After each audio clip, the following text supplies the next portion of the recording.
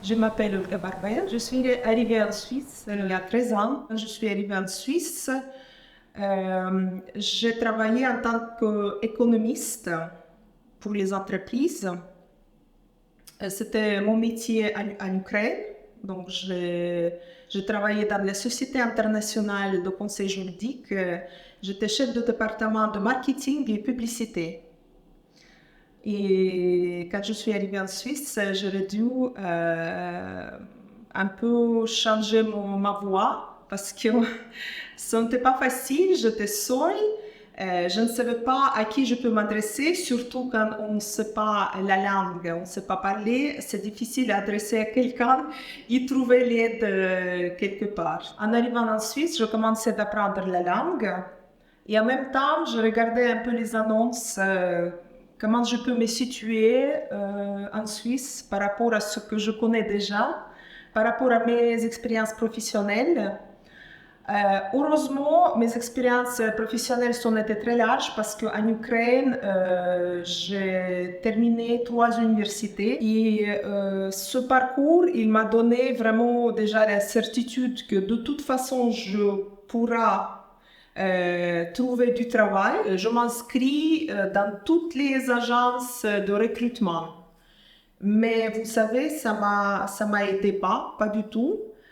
J'ai eu 2 ou 3 entretiens avec les directeurs de ces agences qui m'ont dit Madame Barbel, vous êtes surclassée, vous avez fait beaucoup trop d'études, nous ne pouvons pas vous aider à trouver le travail. Et les Ukrainiens qui veulent habiter en Suisse et surtout s'adapter au plus vite, ils doivent venir avec déjà la certitude que tout ce qu'on a appris en Ukraine, ici, peut-être ça ne marche pas du tout.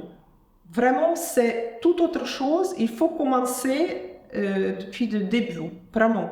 Il faut apprendre beaucoup de choses. Il faut voir comment les gens réagissent. Il faut vraiment être observateur, observatrice pour trouver où vous pouvez vous situer. Les difficultés en Suisse, en tant qu'une femme qui cherche le travail, en tant que maman, j'ai eu quand même 2 ou 3 soucis où je peux laisser mon enfant pendant le temps que je dois travailler. Parce que voilà, j'étais seule avec mon enfant et je n'avais pas de ma famille, mes parents qui ont pu m'aider et j'aurais dû compter sur moi.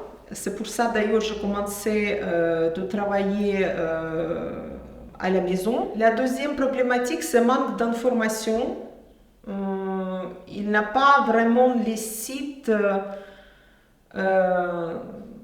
en langue différente pour les gens qui viennent, ils ne parlent pas à la langue française ou allemande ou italien, de comprendre où ils sont, qu'est-ce qu'il faut faire, quel parcours ils peuvent faire. Donc, ils puissent tout de suite comprendre qu'est-ce qu'ils peuvent faire, comment ils peuvent être utiles pour la Suisse, parce que les gens aussi, ils veulent être actifs, ils veulent faire quelque chose pour le pays, mais ils ne savent pas comment il faut faire, ils ne savent pas justement à qui ils peuvent s'adresser. Et la troisième problématique, je trouve, c'est manque de contact avec les gens.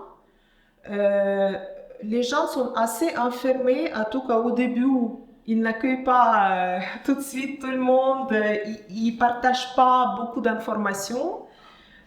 Et à ce moment-là, vraiment, c'est difficile. Il ne faut jamais baisser les bras.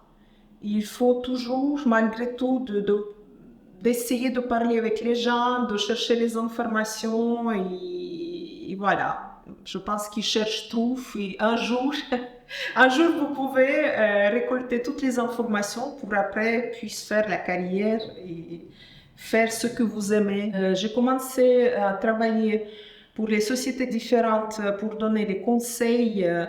Par exemple, comment il faut ouvrir les sociétés différentes en Suisse. Et en même temps, j'ai ouvert la boutique, j'étais la gérante de la boutique pour les femmes. Et depuis le premier jour de la guerre, j'ai arrêté J'ai arrêté de travailler dans ma boutique parce que c'était impossible d'être comme avant.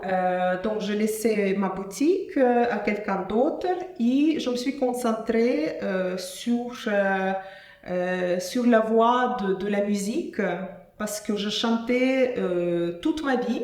Et à un moment donné, je me suis dit, je travaillais, j'ai fait ma carrière, j'ai fait beaucoup de choses dans ma vie, j'étais toujours très active et maintenant il est temps d'écouter mon propre cœur, ma propre voix, suivre mon propre boussole justement pour faire vraiment qui me remplit de bonheur.